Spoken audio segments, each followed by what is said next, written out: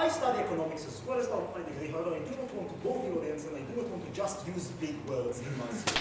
What I'm going to do is have three questions in this speech. Firstly, I'm going to tell you why, by the logic of the government, everything is going to be worse on the very side of the house. Secondly, I'm going to tell you why, even if it's not the case, we're just going to get non-functional democracies, which is by far worse. And third, I'm going to engage with the principle of conversion all the time. Firstly, some debate to go to heard from CG. Firstly, note, I'm going to show you in the first point in this debate that governments is even worse in managing the problem. The subprime crisis would have been worse under their side of the house. Secondly, note, we still have tools in our reserve. The premise of the entire extension is the fact that we cannot do anything. Quantitative easing, turbine, the fact that there is 1.3% growing after these policies were implemented, the fact that we gain our reserves back, what is happening in the world right now. The fact that oil prices are dropping, which means that we do have an expected growth. The fact that Europe have recovered to some extent. The fact that interest rates do go up right now, which means that this is something which makes the economies less and less volatile. Just don't accept the fact that John just says that every 7 years there is a recession. Obviously, this is not the case, or at least not a severe recession. Thirdly, just we do not care because we are sure that the governments are going to function, which is clear more cronyism that is going to happen. Regarding to the dual model that they say is just not something which is likely. Note, in the status quo, a lot of the market is not invested in government bonds. This shows you that people do want the risk, which means that people will want to go with the dual model and invest in the private companies. Note, what is the first question in this debate? Who is actually more efficient in running the money? I'll give you a beautiful case, right? The money is necessary in the system. Cronyism is more likely. What they miss here is the idea of regulation which is likely to happen. Because they're challenging to say that the Glass-Steagall law is not something that they're going to repeal, thus regulation is not likely even in a dual with the citizen, not secure, a dual model. A couple of points. Firstly, recognize the following and underline the following. Regulation is not something which is good by itself. Because if the market functions, we do not care about regulation because I'm just going to earn more money and the market is going to function. But moreover, there is a question about a comparative in this debate. Note what they are expecting on the government side in terms of rebuttal. Firstly, they are now expecting the government to regulate itself.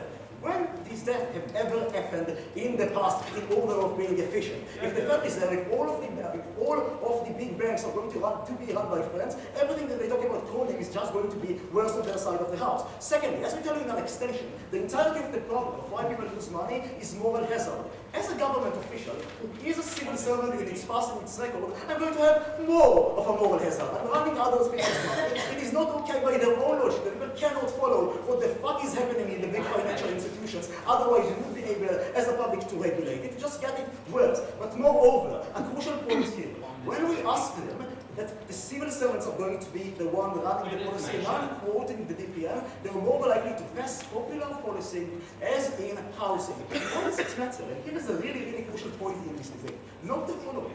If the United States government, not the United States market, would have been pressured into just buying houses in which people could not have paid for because they have the subprime terms which would have been the same, the market itself would have been under the same kind of risks, which means that people were actually more likely to give these amounts of money into people which do not have the capacity to buy them. It is even worse. The subprime crisis that they talk about would have been hit us much more further, specifically because of that, specifically because popular policies in economics is unfortunately stupid a lot of the times. But moreover, something which is crucial, the harm of both governments, when they talk about no health policies, when they talk about no food for people, the following thing.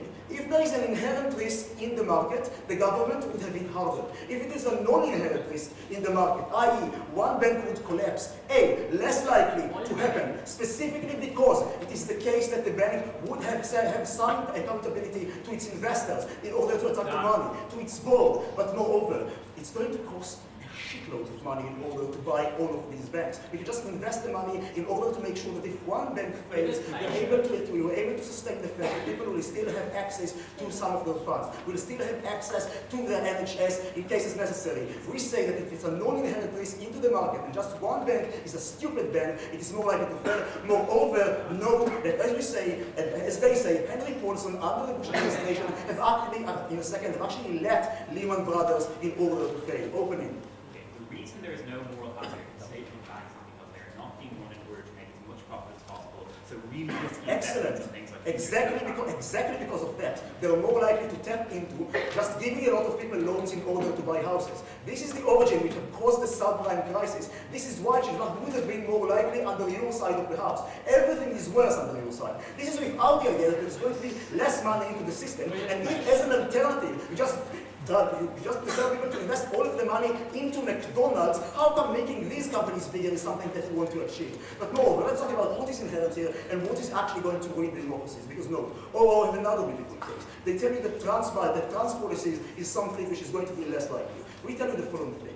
Private banks are a necessity for a functioning democracy. Why is that the case? Inherently, why is that the case? Because note, even if some of them are going to exist, or credit unions are going to exist, they cannot have enough money. Because if they will have enough money, they will by necessity be systematically important. Why does it matter? Why does it matter? Because eventually, it means that they're going to have to give loans in a higher interest rate. Why does that matter? Because a lot of soft power can be used in order to manipulate the market specifically by these big banks. The fact that they are not able to allow loans to people that we should cater for, to the fact that they are going to just pass horrifying laws because all the lobbying power that open governments care about in this debate and talk about is going to be worse because you're just going to concentrate the power into the hands of a few banks. Because now people are just going to be friends and have loans for their friends. Why does it matter? Because we do not say that under our side of the house, no loan is going to be able to preferable for an opposition member. We're not extreme in our case. However, we do say that the chances of getting bailout